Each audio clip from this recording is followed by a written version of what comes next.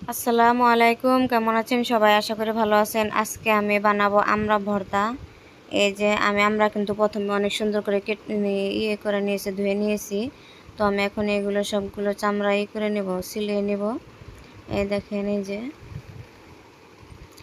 তো ভিডিওটি সম্পূর্ণ দেখতে থাকেন, আশা করি ভালো লাগবে।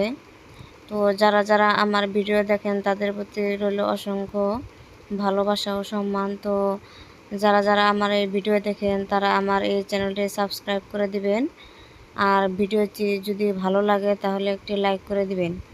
এই দেখুন আমার আমড়া ছেলানো শেষ, এই যে। তো এখন আমি এগুলো কুচি কুচি করে কেটে নিব, এই যে। এই দেখেন। তো আজকে আমি কাসুন্দি দিয়ে আমড়া মাখা বানাবো। তো এই যে দেখেন। তো এরকম করে আমড়া মাখালে কিন্তু অনেক স্বাদ হয়। এই যে আমি এরকম করে সবগুলো আমরা কেটে নেব, এই যে। তো আমার আমরা সবগুলো কাটা শেষ। এই দেখেন, এই যে কত সুন্দর করে কেটে নিয়েছি, এই যে। তো আমি এখন লবণ আর মরিচ দিয়ে প্রথমে একটু মাখিয়ে নেব, এই যে।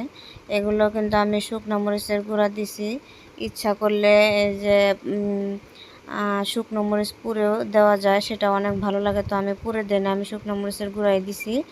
আর এই যে বাড়িতে বানানো কাসুন্দি, তো এই যে কাসুন্দি দিলে ভালো হয়। তো যারা যারা কাসুন্দি পছন্দ করেন তারা দিবেন, আর যারা পছন্দ না করেন তারা দিবেন না। তো আমি কাসুন্দি অনেক পছন্দ করি, সেই জন্য যে দিছি।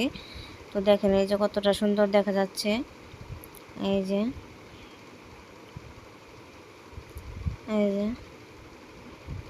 তো যদি কেউ খেতে চান তাহলে এসে পড়েন, এই দেখেন, এই যে। তো ভিডিওটি আজকের মতো এই পর্যন্তই। আল্লাহ হাফেজ।